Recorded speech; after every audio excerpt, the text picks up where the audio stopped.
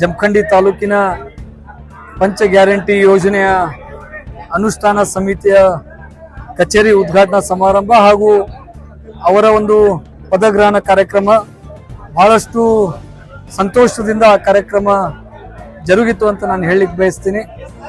ಬಹಳ ವಿಶೇಷವಾಗಿ ಕರ್ನಾಟಕ ರಾಜ್ಯದ ವಿಧಾನಸಭಾ ಚುನಾವಣೆಯ ಪೂರ್ವದಲ್ಲಿ ಏನು ನಮ್ಮ ಪಕ್ಷ ರಾಜ್ಯದ ಜನರಿಗೆ 5 ಗ್ಯಾರಂಟಿಗಳನ್ನು ಘೋಷಣೆ ಮಾಡಿದ್ದೀವಿ.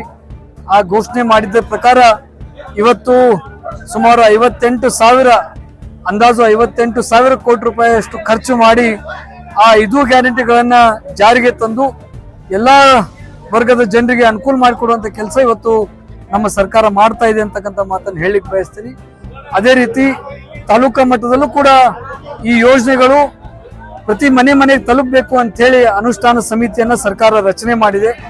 ಆ ಸಮಿತಿಯ ಅಧ್ಯಕ್ಷತೆಯನ್ನು ವಹಿಸಿರ್ತಕ್ಕಂಥವರು ನಮ್ಮವರೇ ಆದಂತಹ ಕಲ್ಲಪ್ಪನ ಗಿರೆಡ್ಡಿ ಅವರ ನೇತೃತ್ವದಲ್ಲಿ ಸುಮಾರು 15 ಜನ ಸದಸ್ಯರನ್ನು ಒಳಗೊಂಡಿರ್ತಕ್ಕಂಥ ಈ ಸಮಿತಿ ಮುಂಬರುವ ದಿನಗಳಲ್ಲಿ ಜಮಖಂಡಿ ತಾಲೂಕಿನಲ್ಲಿ ಇನ್ನು ಯಾರು ವಂಚಿತರಾಗಿದ್ದಾರೆ, ಈ ಪಂಚ ಗ್ಯಾರಂಟಿ ಯೋಜನೆಯ ಫಲಾನುಭವಿ ಆಗ್ಲಿಕ್ಕೆ ಏನು ವಂಚಿತರಾಗಿದ್ದಾರೆ ಅಂತವರನ್ನ ಗುರುತಿಸಿ ಆದಷ್ಟು ಬೇಗ ಅವ್ರಿಗೂ ಕೂಡ ಈ ಯೋಜನೆಯನ್ನ ಅವ್ರ ಮನೆ ಬಾಗಿಲಿಗೆ ತಲುಪಿಸುವಂತ ಕೆಲಸ ಈ ಸಮಿತಿಯಿಂದ ಆಗ್ಲಿ ಅಂತ ಹೇಳಿ ನಾನು ಈ ಸಂದರ್ಭದಲ್ಲಿ ಅವರಿಗೆ ಒತ್ತಾಯ ಕೂಡ ಮಾಡ್ತೀನಿ.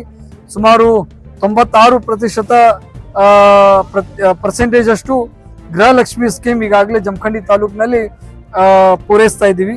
ಅದೇ ರೀತಿ ಯುವ ನಿಧಿ ಸುಮಾರು 2,306 ಯುವಕರಿಗೆ ಪ್ರತಿ ತಿಂಗಳ 1,500 ಮತ್ತು 3,000 ರೂಪಾಯಿ ಹಂಗೆ ಈಗಾಗಲೇ ನಾವು ನಮ್ಮ ಸರ್ಕಾರ ನಮ್ಮ ತಾಲೂಕಿನಲ್ಲಿ ಕೊಡ್ತಾ ಇದೆ. ಇವತ್ತು ಇಡೀ ಜಿಲ್ಲೆಯಲ್ಲಿ ಯುವ ನಿಧಿ ಸಂಖ್ಯೆಯನ್ನು ನೋಡಿದ್ರೆ ಜಮಖಂಡಿಯಲ್ಲೇ ಅತಿ ಹೆಚ್ಚು ಅಂತಕ್ಕಂಥದ್ದನ್ನ ನಾನು ಹೇಳಲಿಕ್ಕೆ ಬಯಸ್ತೀನಿ.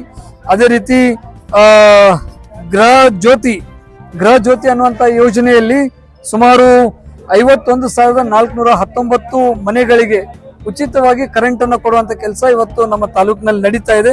ಇದು 96% ಈಗಾಗಲೇ ಪೂರೈಸಿದೀವಿ. ಇನ್ನೂ 4% ಜನ ಏನು ಉಳಿದಿದ್ದಾರೆ ಅದರಲ್ಲಿ ಯಾರು ಅರ್ಹರಾಗಿದ್ದಾರ ಅವ್ರಿಗೂ ಕೂಡ ಈ ಯೋಜನೆ ತಲುಪಿಸುವಂತ ಕಾರ್ಯ ಆಗ್ಲಿ ಅಂತ ಹೇಳಿ ನಾನು ಆಶಿಸ್ತೇನೆ. ಅದೇ ರೀತಿ